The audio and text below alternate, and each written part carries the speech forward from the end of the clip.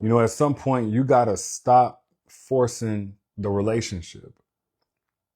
Stop forcing the relationship. Carrying dead weight is a form of forcing the relationship. Doing all the work, starting all the hard conversations, being the one to keep the conversations going once they start is a form of forcing the relationship. If that person ain't putting in mutual effort, mutual energy, they ain't showing mutual interest in keeping things going, you got to let that ship sink. Talking to you. Let the ship sink. If that person is not meeting you halfway, stop crossing the ocean for somebody who wouldn't jump over a puddle for you. If it wasn't for your constant effort, if it wasn't for your constant grace, forgiveness, patience, etc., that relationship would have been done a long time ago. It needs to be done right now. It needs to be done expeditiously. All you're doing is telling yourself you're not worth the very thing that you keep tolerating. You're not worth better than the thing you keep tolerating, should I say. You're developing a trauma bond with being the only one trying in a relationship. And there's always going to be something you're trying to disprove, something you're trying to overcome. Stop trying to force that relationship. Make sure you guys can hear me okay. Get really started. Get turned up on this here topic. You the captain, you the crew, you the life preserver of a relationship that would drown without your constant effort, without you overcompensating for what they're not doing. You planning the dates. You're initiating every hard conversation to resolve conflict and close that gap between y'all. You're the one that's remembering anniversaries, managing all the conflicts. You're the one that's maintaining the connection. All while he just coasts as a passenger on the very ship you're desperately trying to keep afloat. Let it sink. Stop being the only one invested in keeping something alive that the other man, the other person across from you is perfectly content with allowing it to die. Let it sink. As you got to put down the oars and see if he picks them up, at least his, or if he's been counting on your exhaustion to do all the work. That's why a lot of y'all get so stretched thin. You get so burnt out in these relationships. It's not because everybody has problems. It's not because everybody got their go through and you got yours too. No.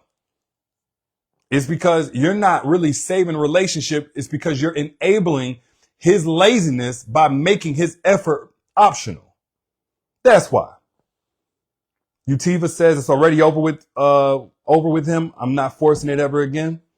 Yeah. And you know what? Sometimes you do have to learn the hard way. Some of y'all, you in a position now where you still learning the same lesson, and life will teach you the same lesson over and over again until you learn it. So everybody got their window. There's no shame if you've been doing it, but this is your wake up call to stop. Because when you do all the work, he never has to learn how to contribute to the relationship survival. You over functioning is basically teaching him that under functioning is acceptable, which is again, leaving you burnt out, leaving you exhausted. If most of your time in that relationship is spent trying to exhale, trying to catch your breath, trying to recover, trying to somehow find a way to maintain the energy and the investment into the relationship, that's the wrong relationship. Again, you planning every date. So he never develops the skill of planning and making space for romance. You initiate all the deep conversations. So he never learns how to actually create emotional intimacy. He never learns how to mentally stimulate you. You're being his relationship training wheels, and he's perfectly comfortable never learning how to balance on his own. And it's probably putting you in your masculine energy to where you don't even feel like you're in a relationship with a man. You feel like you are the man, or at least you feel like you're not able to be the woman that you can be.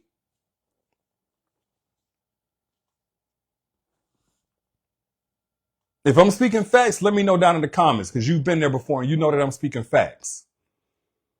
If that relationship dies without your constant life support, I'm telling you right now, it was already dead.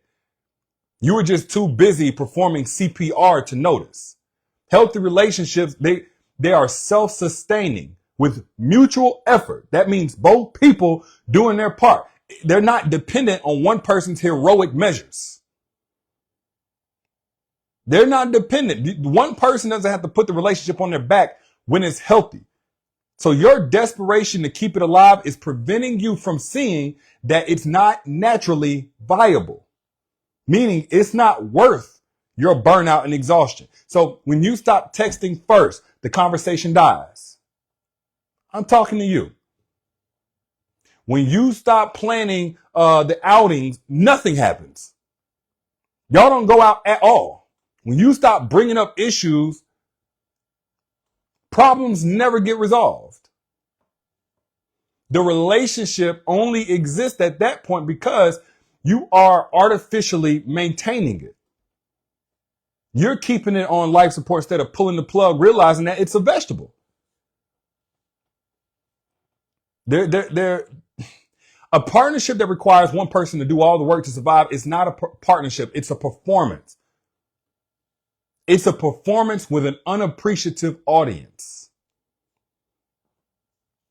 Let the ship sink. They don't want to do, like, this is a wake-up call. I don't know who needs to hear this.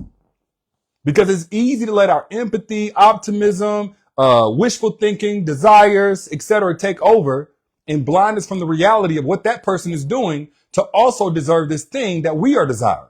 And sometimes you got to forget what you want and remember what you deserve.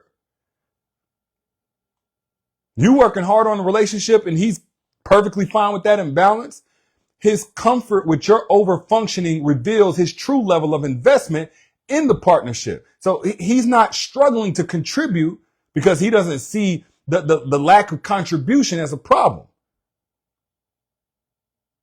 He don't see it. He don't have a problem with you being the one to carry the emotional labor of the relationship.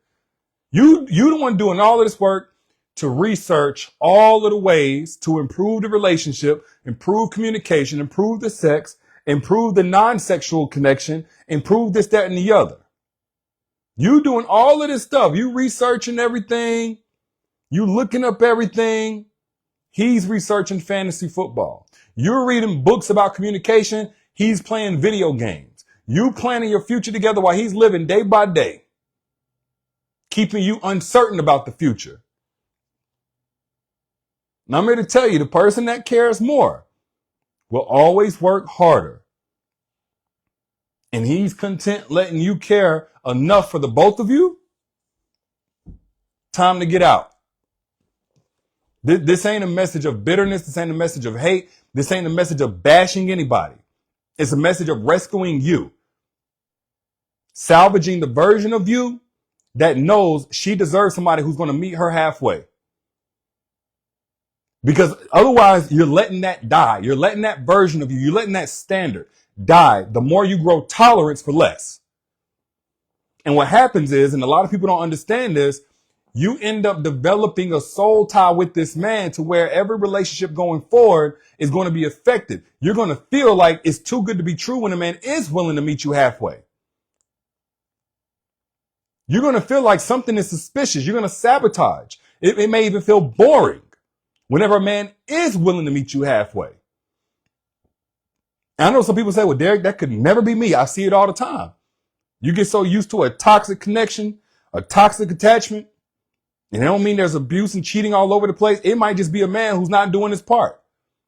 Like he's doing you a favor by being in a relationship with you. You stay in that relationship long enough, you'll have a soul tie to the ways you developed, or should I say deteriorated, in order to tolerate that relationship and be tolerated by that man. And the soul tie won't look like you wanting him back. It won't look like you giving him another chance. No. There are several different types of soul ties. I talked about this in the masterclass, breaking the soul tie, which starts with first identifying when you have one. But that soul tie could look like you having a hard time receiving a man's love when it actually is something you deserve. You finding something wrong, trust issues, triggers out of nowhere, that imprint that this is all you deserve that you got from your past relationships showing up all over again. That is a soul tie. A lot of people think they got to heal. Yes, healing is great. A lot of y'all, though, the real issue is the soul tie you haven't broken. You done did the healing. You done did all the self-loving. You just haven't broken that soul tie. If you want the masterclass where I show you exactly how to identify any soul tie you might have and to break them permanently, comment the word soul tie. I'll send you the masterclass for free. For free. It's about an hour and 5-10 minutes long. It's not even that long, but I break it down on how you can identify if you have a soul tie, and you almost definitely do. If you ever gave access to somebody who didn't deserve it, who mishandled you, you almost definitely have a soul tie if you have not followed anybody's curriculum or strategies to break that soul tie. Time does not heal all. It reinforces what you don't touch. That's why people can get stuck in their ways as they get older. That soul tie will also be stuck there if you ain't did nothing about it. And you don't have to. Just comment the word soul tie. I'll send you the masterclass for free. So there's no excuse. There's no reason you have to live with one and let it affect your peace or your future relationships. But for those of y'all who might be in a situation, your fear of the relationship ending is stronger than his desire to keep it going. And that's backwards. You being more invested in preventing the loss than he is preventing the need for said loss of prevention of loss. When he's the one that pursued you, make it make sense. His lack of effort is actually his vote on whether the relationship should continue. You need to accept it as such. Accept it as such. You panic when there's distance between you. He barely even notices. He's just fine with you being upset, being distant, withdrawing. He's fine being the one to do all of these things. He don't make no effort to close a distance. You work overtime to fix those problems. He knows it's only a matter of time before you start panicking and you want to talk about things, and he'll pretend he's good without you because he's not pretending. You terrified of losing him. He's comfortable with the possibility. And he notices your desperation to save this relationship, and therefore it's competing with his indifference whether or not the relationship gets saved at all. But you cannot want the relationship more than he does and expect it to be healthy. I'm sorry to be the bearer of bad news. Actually, I'm not sorry, because it's really good news for you to get out of that man's way. Let him go crash and burn with somebody else while you get in position for the man, or in position for the man that actually deserves you and that's actually prepared for you. Somebody said, is a soul tie the same as a trauma bond? I talked about this in the last live. I also talked about it on the masterclass. No. Just short answer is no. I don't want to get too far off subject. Trauma bond is a bit different than a soul tie. You can have a soul tie even if you are healthy and there's no trauma involved. Trauma bonds happen with trauma, from a place of trauma. You can develop a soul tie being a completely healthy individual. It's a good thing if you're with your soul mate. The soul tie itself isn't the problem if you are with your soul mate. The problem is whenever you've ever been soul tied with somebody who mishandled you and wasn't right for your soul. They poisoned your soul. They disrupt your peace. You had to take access from them. The soul tie breaking is whenever you take full access from them. You don't just physically get them out of your life. You get them out of your heart. You get them off your mind. You stop the rumination, the whole nine. You fully excavate anybody from you that didn't belong there, so you can fully get your peace back. Again, comment soul tie. I'll send you the full masterclass. It breaks it down way better than I can do here. Way, way better than I can do here. But back to what I was saying. That relationship you might be fighting to save, it's not fighting to save itself or you. It's become your solo battle to preserve this quote unquote partnership. And it reveals that you're the only soldier on your team. What you call fighting for your love, fighting for what you want, is actually you fighting alone for something that won't fight for itself. You having conversations about where the relationship is going, he's avoiding them. You making all of the sacrifices to prioritize your partnership, your connection. He's prioritizing everything else. You're investing all this emotional energy into solutions while he's doing what? barely even acknowledging that there are problems that need resolution. You are in a war for that relationship's survival. He ain't even enlisted in your army. I hope it's okay that I keep it real with somebody. I just want to save the woman that's sitting there losing herself trying to save a relationship with somebody who don't care. Let it sink. See if he grabs a bucket or just watches it go down. Let it sink. His reaction is going to tell you everything you need to know. His response to the relationship's natural consequences of his lack of effort, they're going to reveal his true level of care and commitment. You ain't got to have these conversations and hear him talk about it and hear him go on and on and on. Because people who value something will fight to preserve it when it's threatened if they value it. You've already shown that. Why hasn't he? So when you stop carrying a relationship, you got to sit back and watch what happens. Does he step up or does he step back? Does he notice the difference and work to fix it? Inquire at least? Or does he just accept the decline of the relationship? His reaction to you finally reducing your effort is going to be the most honest assessment of his investment you'll ever get. So if he also lets it sink, even though he's not been doing his part the whole time, he was never really in the boat with you to begin with. Somebody said it's hard. I agree. It's hard. It's probably going to hurt. But you know what really hurts? Trying over and over and over again to make a relationship work with somebody who's shown you repeatedly they do not care. That's what really hurts.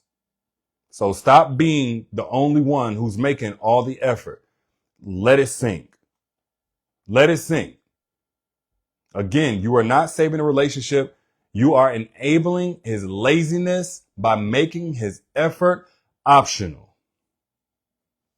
You are enabling his laziness by making his effort optional. If your relationship only survives because you're the one that's doing all the work to keep it alive, it was never alive in the first place.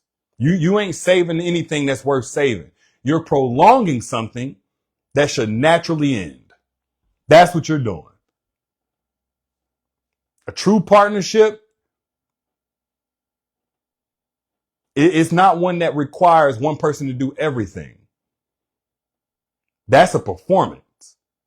Again, put down your oars and see if he picks anything up.